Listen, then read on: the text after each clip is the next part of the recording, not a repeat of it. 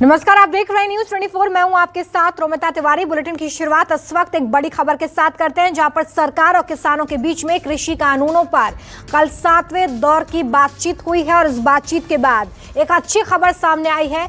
सरकार ने किसानों की 2 मांगे मान ली है, लेकिन 2 मांगों पर अब 4 जनवरी को विचार किया जाएगा। एक मीटिंग की जाएगी 7वें दौर की बैठक के बाद।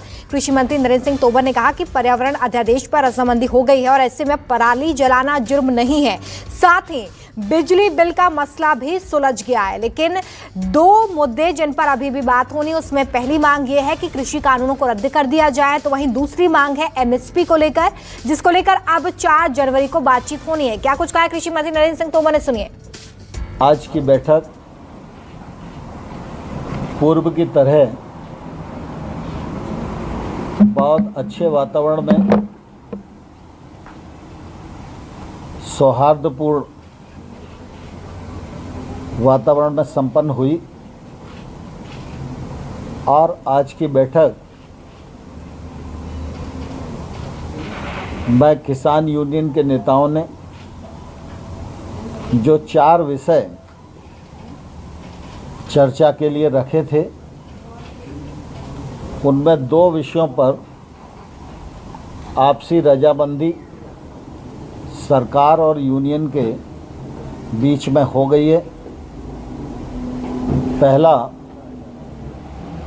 जो एनवायरनमेंट से संबंधित ऑर्डिनेंस है, उसमें फराली और किसान सम्मिलित हैं। उनकी शंका थी कि किसान को इसमें नहीं होना चाहिए। सरकार ने कहा है कि हम आपकी चिंता से वाकिफ़ हैं और इस मामले में दोनों पक्षों में रजामंदी हो गई है। दूसरा, इलेक्ट्रिसिटी एक्ट जो अभी आया नहीं है, लेकिन उन सबको लगता है कि अगर इलेक्ट्रिसिटी में ये रिफॉर्म आएगा तो इससे किसानों को नुकसान होगा।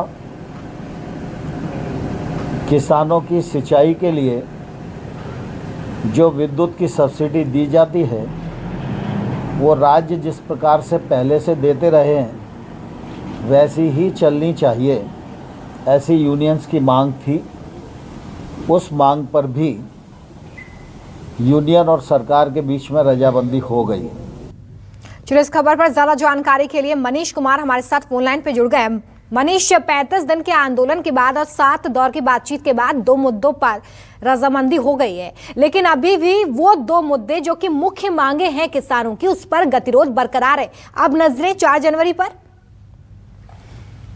सही कहा, मुख्य मुद्दे वो 2 हैं जिसपे सबसे ज्यादा टकराव है और वो मुद्दे हैं कि तीनों जो कानून संसद से पास हुए हैं उसको रद्द किया जाए। देखना होगा सरकार, क्योंकि आप देखिए प्रधानमंत्री से लेकर तमाम केंद्रीय मंत्री, चाहे कृषि मंत्री ही क्यों ना हो, वो तमाम बैठकें की हैं उन लोगों के साथ, उन किसानों के साथ जो कि इस कानून के पक्ष में है। अब 2 दिन पहले भी ऐसी बैठक हुई है।